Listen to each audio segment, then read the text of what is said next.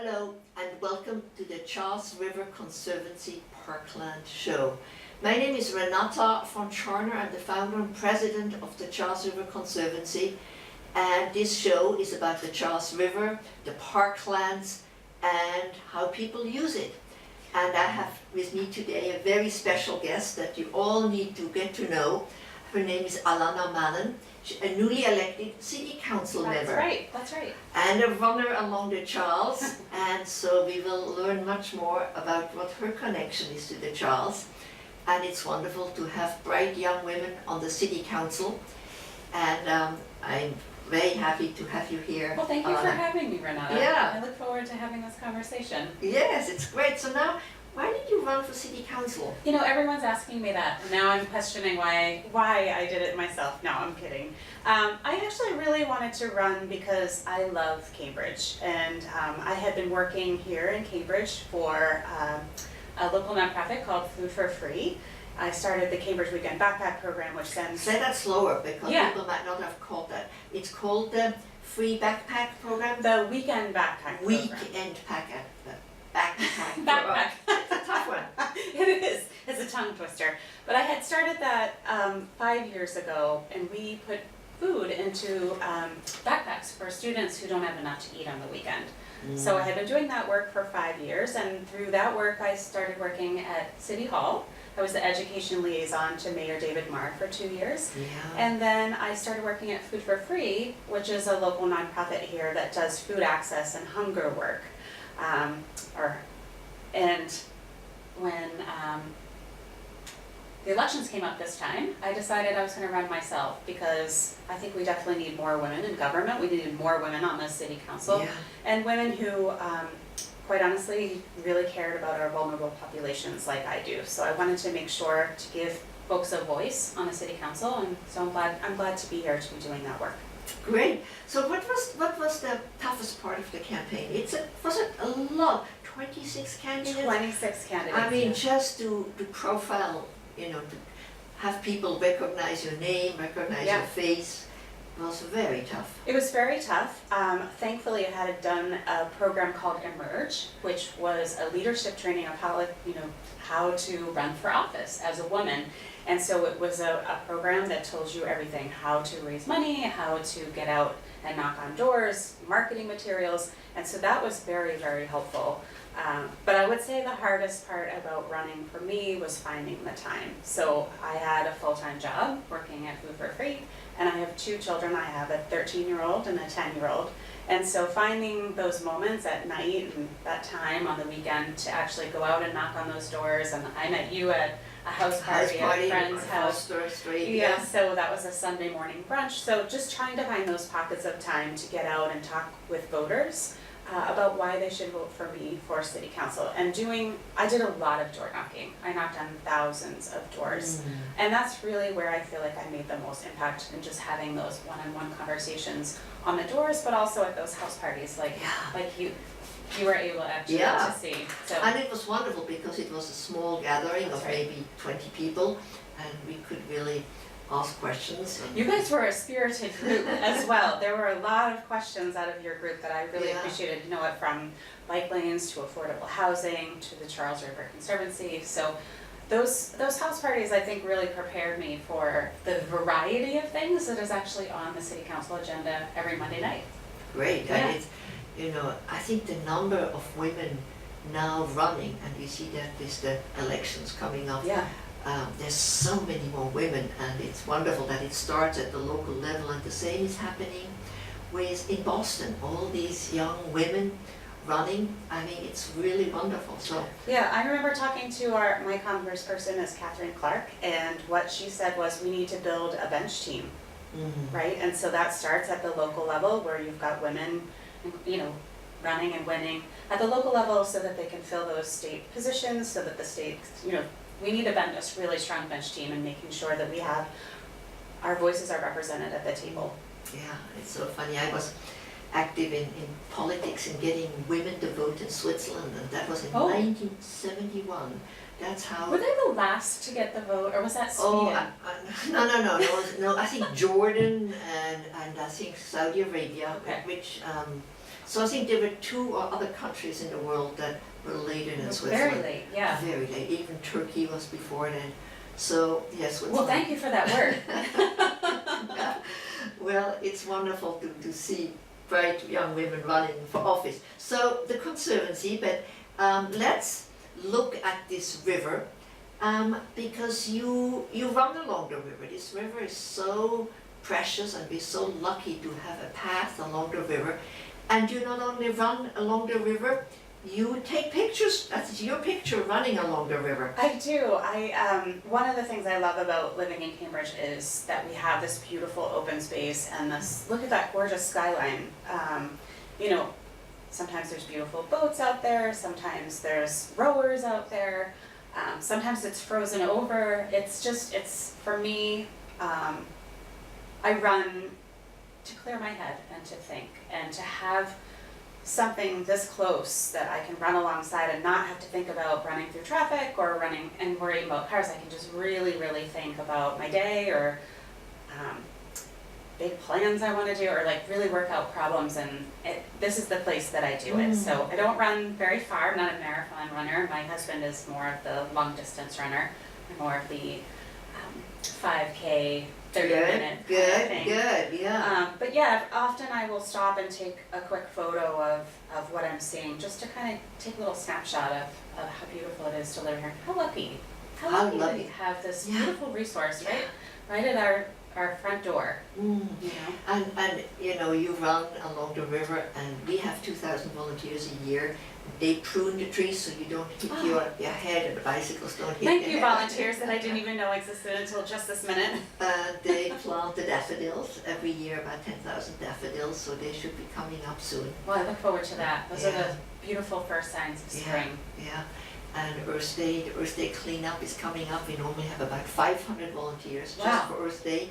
So, but we do volunteer events all year round with corporations who sign up year after year because they love it. It's a wonderful place to go out as a group or as an individual to volunteer. Corporations, we have so many that exist here and they want to volunteer all together, and those volunteer opportunities where you can volunteer with 30 or 40 people as a kind of a corporate team exercise, they're kind of few and far between. So yeah, and it's we have all the tools. We have a truck.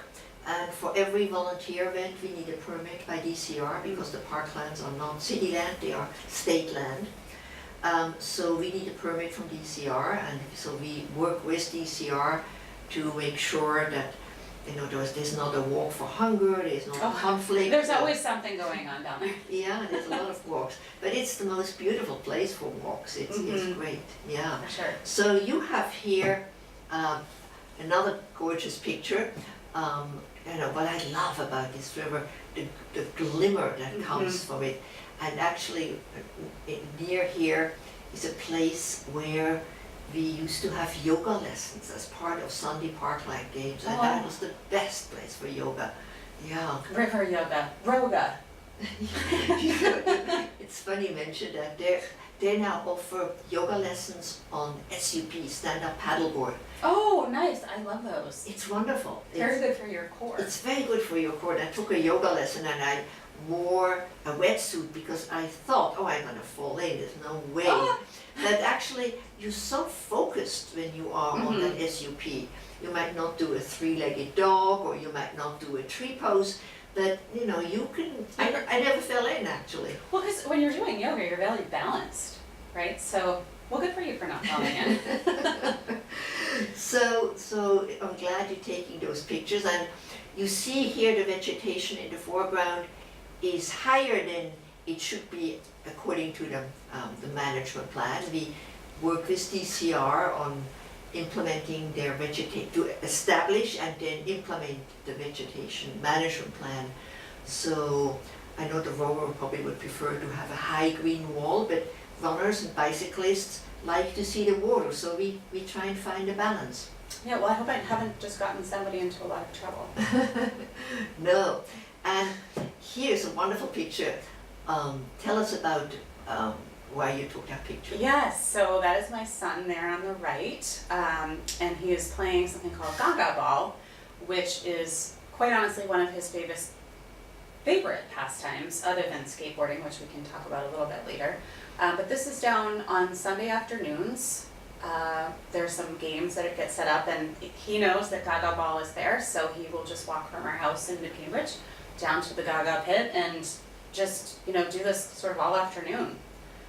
It's just a wonderful amenity for us. Like city living, just walk down to the river, play some Gaga Ball with people you don't know, and we have this beautiful backdrop in the background. Yeah, well, it's nice that you picked that picture, because it's actually, Sunday Parkland Games is something that the Conservancy did for 8 years. And the Gaga Ball is wonderful because it's very high speed and intensive, and for boys, it's like skateboarding. It has this kind of intensity. Yeah. So tell us about your son's skateboarding. Oh, he's a big skateboarder. Actually, all of his friends, 13 is a big skateboarding age, I'm coming to find out. But so yeah, we go to the skate park on Saturday and Sunday mornings. When the weather gets nicer, we'll be there probably more often. But my husband actually bought a skateboard too, which is very funny. But he figures, if I'm going to be hanging out there, I might as well, learn some tricks. Oh, and they're I don't know the age of your husband, but they're people in their 60s. Oh yeah, I mean there's a wide range, definitely. We try to get there early on Saturday and Sunday mornings because Gets very busy. It gets very busy, and there's some big kids, there's teenagers there that go and, and there's a lot of them. So, but my son actually likes to hang out and check out their tricks because they're, way farther advanced than he is. But for us, it's such a nice amenity. My daughter gets very bored at the skate park, and so she heads over to that beautiful playground. There are 2 playgrounds there for different ages. They're beautiful. Very nice. So it's not an area that we had spent any time in, actually. I mean, we've lived here for 15 years, but before the skate park was there, we hadn't really spent any time over there. In North Point Park, Yeah. and that's also the place where we're building the swim park. So you will have yet another I know, I'm reason. excited about the swim park. I don't know much about it, but anytime somebody says swim park to me, I'm like, let's do it. I'm in. Well, we had a meeting with the city manager and with some city councillors. That was before you were in office, and some of the senior team, and they were all enthusiastic. And Lisa Peterson, she has also been very helpful for the city to contribute money for lights for the skate park. Yeah, so she's wonderful, and I have to say, she's sort of an unsung hero in City Hall. The city manager gets a lot of, he gets to speak at a lot of events, and he's kind of the face of the city alongside with the mayor. But Lisa Peterson, man, she gets things done. She gets things done, and she's been working for the city for so long. She was the assistant city manager, or the commissioner of the Department of Public Works for quite a while, and I just think she's terrific. So thanks to the City of Cambridge, there will be lights at the skate park. The DCR is installing them. Because the lights are so big, we had to go back into the dirty dirt. That means there's a layer that separates the clean dirt from the dirty dirt. So we had to reopen the permitting with the Department of Environmental Protection. And whenever you have to do permitting, it always takes a long time. Yeah. So that was a very tricky thing, but it's now moving forward. Well, and I was working for Mayor David Marr Yeah, he was involved. when that was coming around, and Yeah. so his leadership on that area, I'm sure, helped move this project along Very quite a much bit. so. Yeah. Cambridge was very involved. The former city manager, Healy, he also he encouraged. Well, he was a big skateboarder. Healy No, himself. I'm kidding. No, he Yeah, wasn't. yeah. But he loved the skate park, and so the city of Cambridge has actually contributed $200,000 to the skate park. So that's amazing. Yeah, so that's We great. do some great projects here. Yeah, and so let's move to another picture that you brought, which is a beautiful picture of the Weeks Bridge. There was recently an article in the Globe where they had a picture of the Weeks Bridge, but they were really wanting to talk about the Anderson Bridge, and it was funny that they got the wrong bridge, and they also were critical that the Anderson Bridge took too long to renovate, and said it's the new infrastructure funding from Washington, and the Anderson Bridge shouldn't be a model. But of course they had to keep the Anderson Bridge open during construction, both ways, for buses as well and for boats.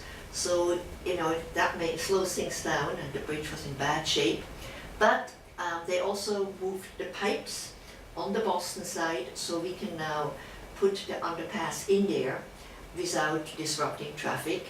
And the team at Mass DOT is designing, and we just got the signatures, and Mass Historical Commission approved that it can be done. So this is the Weeks Bridge, but in the paper, Washington got it wrong, but it's a beautiful bridge and recently restored. It's beautiful, and I love this view of it.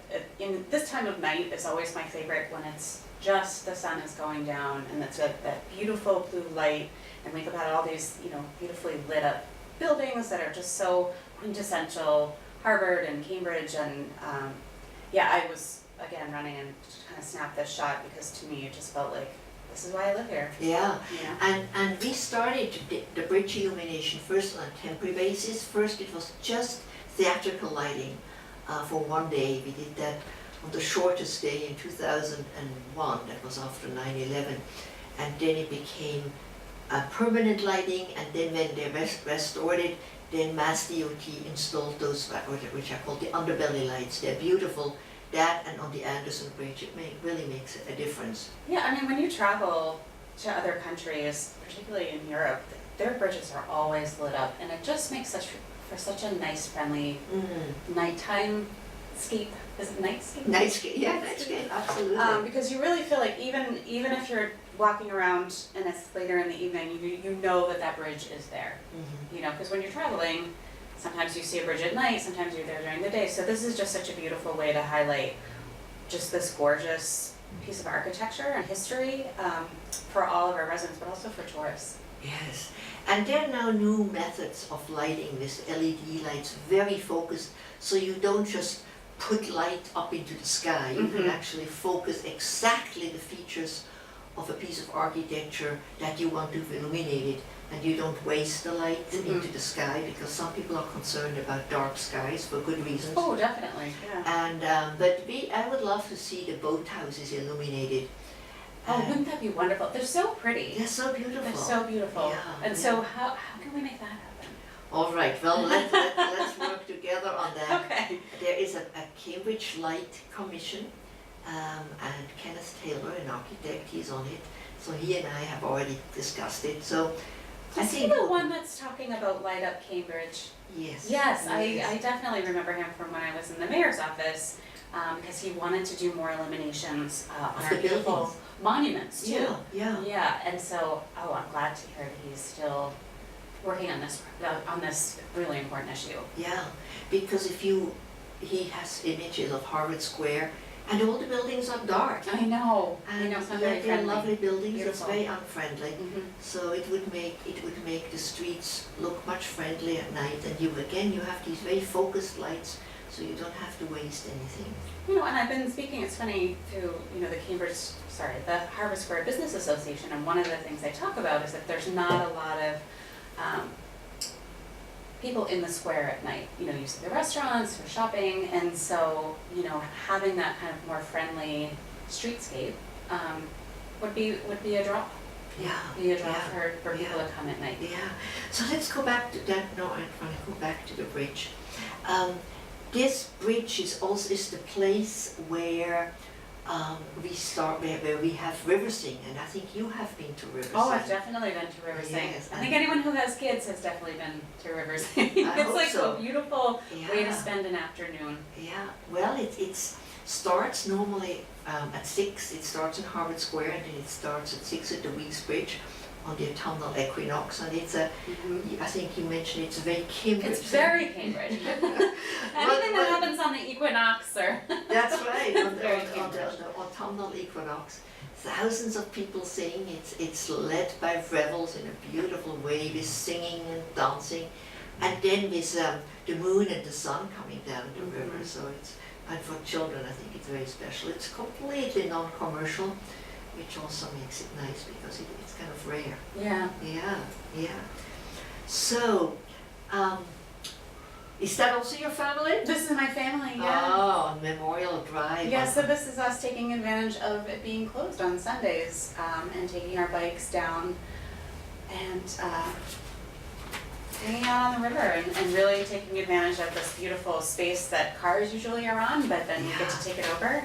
Bikes, it's so funny because this photo makes it look like we're the only ones, but of course there's always hundreds of people out there. But this was over, I think it was the end of last summer, or the beginning of September, where it was one of those days where I knew I had to go out door knocking for 4 or 5 hours, and we went out as a family and had a little breakfast and went biking just to try to get those snippets of family time in during the campaign. Yeah, and it's such a perfect place to do it because you can do inline skating, you can do biking, and it's really a great space to do that. And you can take a picnic. We often like to take like a little breakfast picnic, pick up things at Patsy's Pies on Putnam and then just head down and have a nice breakfast and then just ride our bikes right on the road. Right on the road, yeah. And it's smooth. Now you also mentioned that on the Rose Kennedy Greenway you can now drink beer. And it would just be wonderful to have a place to drink along the Charles, to hang out. I know, so we were talking about it in the context of Magazine Beach and some of the renovations that they're doing there and what, could be a focal point of that area. And that, it might be nice to have some kind of restaurant or some place where you could, sit down and have a nice meal and your children could play along the Charles.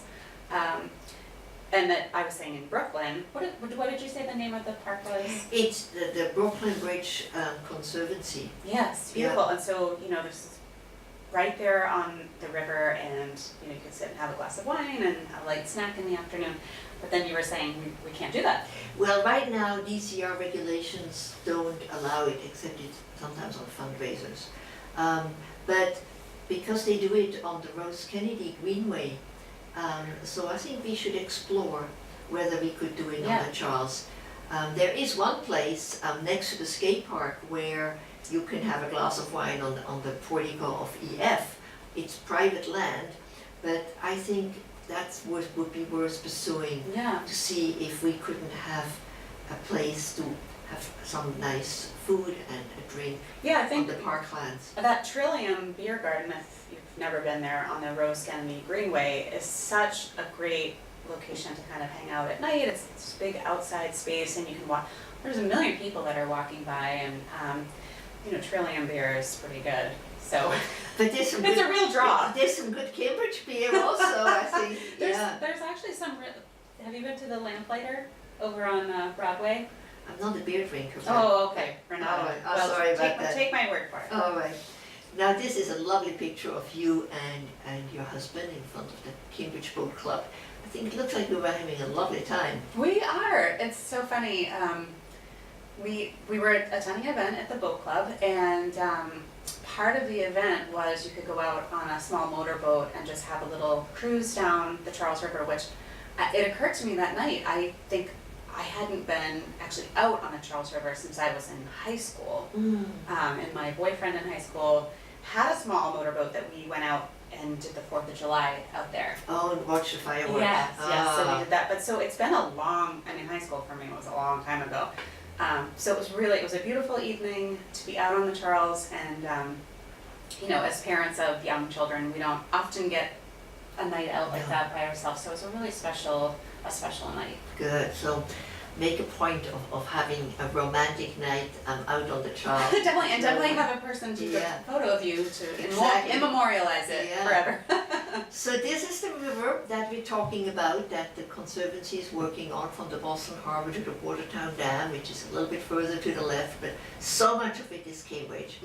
So we are very lucky that although it's not technically Cambridge land, that the City of Cambridge cares about the river. They did a riverfront plan and it's wonderful to have you now part of the City Council. So I hope you will make sure Cambridge thinks of the river as part of its front yard, even if it doesn't belong to Cambridge, but it is part of Cambridge. It's definitely part of, as I said earlier, it's one of the reasons we live here. You get to have this great urban experience and but you also have this great open space that we need to be good stewards of. Yeah, so here is the information about how you can get in touch with Alanna. And it's wonderful to have her on the city council and care about our city, our green spaces, and our river. So, Alanna, thank you for coming today. Thank you for having me. And, This is wonderful. and keep doing the wonderful work and keep this energy up. And so we will be working together to bring the swim park. Yeah, oh my, the swim Oh. park, I'm really excited about that. So, Really excited yeah, about well, this is very exciting. So, and I now gonna put information of how you can reach the Conservancy, and if you missed this show, you can find it on YouTube on the Conservancy's website. And thank you very much. Thank you, Renata. Have a good evening.